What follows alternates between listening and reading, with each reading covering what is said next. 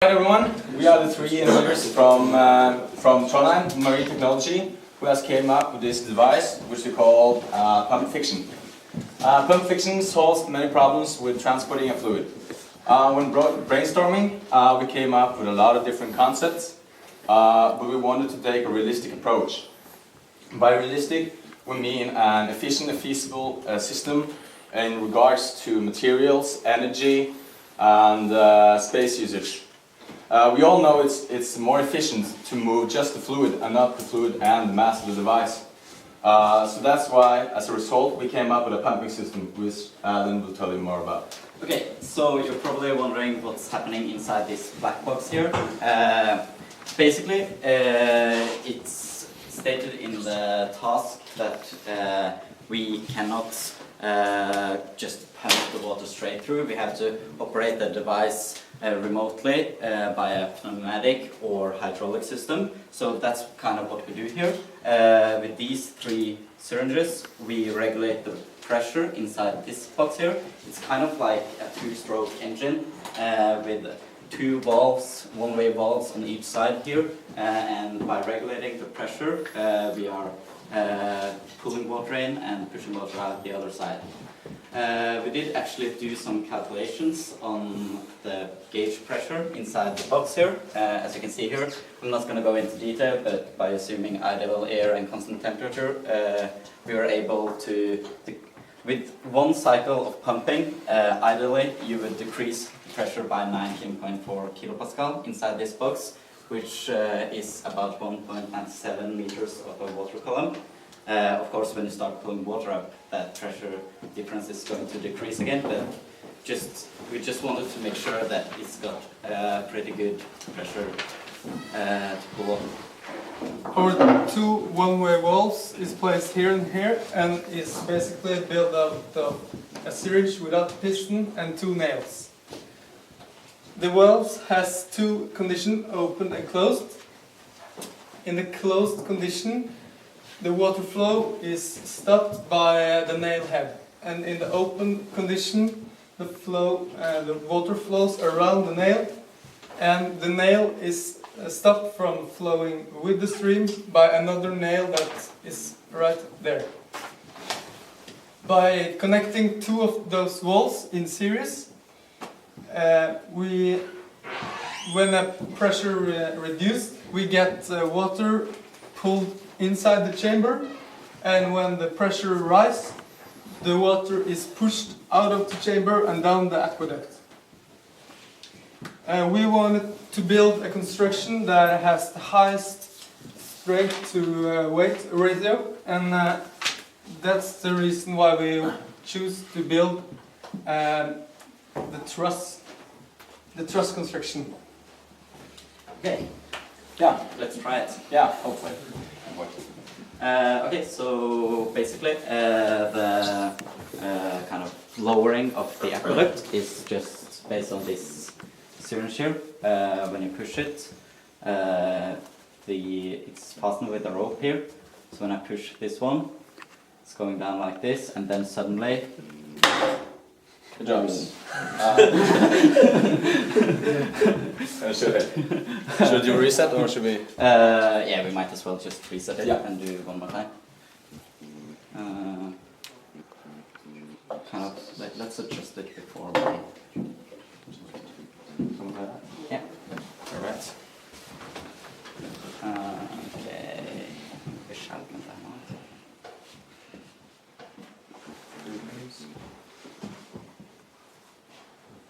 Okay.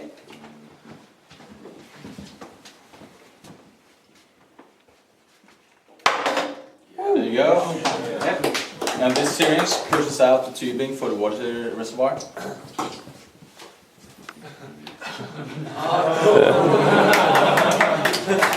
And we actually kind of compress it again to lower it even further down. Okay, so let's try the pumping system. Yeah. we have tested all the parts individually, and they work great, but it's really hard to make an airtight system here, so... Yeah. Right. Okay. 1, 2, 3. Up, in, ut, in.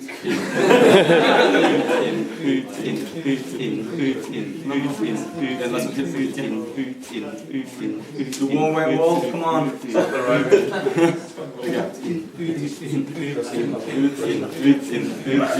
No, come on. Wait. Hvem det som kommer her? Jo, det gutta ifra Trondheim som kan holde takta. Come on.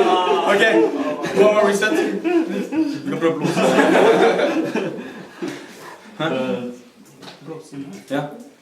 It seems like we were afraid that we got some glue in the one-way wall, so the nail would. The nail might be stuck. The nail might be stuck, so it would just go up and down.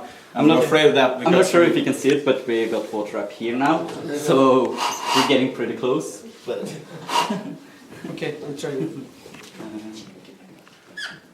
Okay, ut, in, ut, in, ut, in, ut, in, ut, in, ut, in, ut. Come on!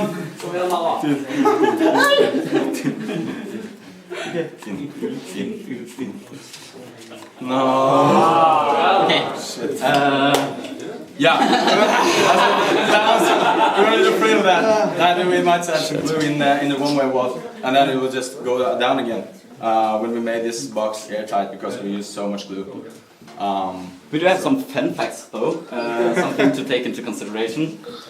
Yeah, we didn't mention in the presentation that it is very subsea adequate because of the truss gives a low drag force, and in addition to that, a closed pumping system avoids oil spill. And we would probably make it work, but we can't pump too fast because we're kind of afraid of cavitation issues. So we want to reduce the pressure below saturation pressure for water, and the cavitation would lead to exhaustive noise for the pump operators, or that's us. Yeah, at least will not last. It's 100% manually driven to prevent machine failure, and it's 100% environmentally friendly. Yeah. It's not finished yet. We have some flag courtesy rules here.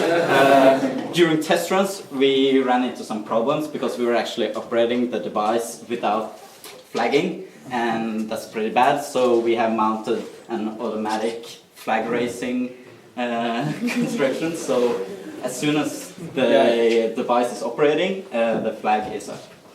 Since it didn't work, we can just demonstrate that one more time. See the finish touch. Shit.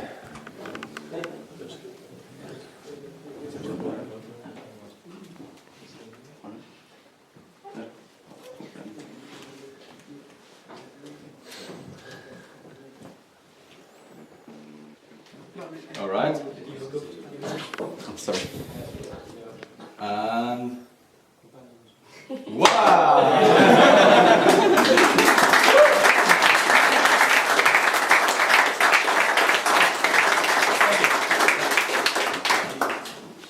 Any quick questions? We worked during the test. Each individual part did. But when we sealed the box with all this glue to make it airtight, I think we maybe got something inside the one-way walls because it's so tight. Because yeah, with the nails in it, it's like maybe 0.1 millimeter clearance. So. We think we have a really cool concept, but it's really hard to make it work with plywood, and we just had like with normal wooden saws and stuff. So when you try cutting this, it's really hard to get straight edges and stuff, which makes it really hard because this has to be 100% airtight if it's supposed to work. So yeah, we ran into some problems when making the pump house. But the valves and stuff, when tested, we were blowing on them, and they were pretty good. Like, you could only get water one way through it. Yeah. I think you're right that it's a really good concept, but How come you use 3 syringes? Was it to be able to do the singing? Or? Oh, yeah. Basically, the volume inside here is like 0.25 liters, and we have kind of stuffed it up with some plywood just to decrease the volume. But this one is only 30 milliliters, and No, as is it yeah, 10 minutes? it's only 10 milliliters. Yeah, it's 30. So just one of these ones would be 125. Well, you would only decrease this one by a fraction of 1 to 25. So by using 3 cylinders, we would get more power. Yeah. Yeah. That's Especially basically it. Yeah. Any other questions? Yeah, I've got a question. Mm. So the syringes are connected to this airtight box, Yeah. which the water enters in. Mhm. But is, How is the closed cycle? yeah, is that a closed circuit? Yeah, because if it had not been air as a working fluid, we could just put in a piston inside this one, which is going up and down. So then it's just like a 2-stroke engine. But when we were pumping this, the air is just going up and down, up and down, up and down, which makes it a closed cycle. And the pressure decrease and increase is going to drive the water through. Like the Danish people, they had a really cool pump, and it worked great, but it's not a closed cycle, as they said themselves. But we tried to make something different, but it was kind of hard. Yeah. But when you're pumping in the beginning, isn't it an open system because it takes air and through one of the one-way valves until water flows through? Well, there might be some leakage, yeah. But Possibly. You can't get it airtight all the way. We tried, but But as we said, like, let's say if you used oil or something inside this, which is less compressible than air, you would just add as a piston on top, which goes up and down, which makes it perfectly You don't closed. have a piston right now? No, there's no piston. But nice.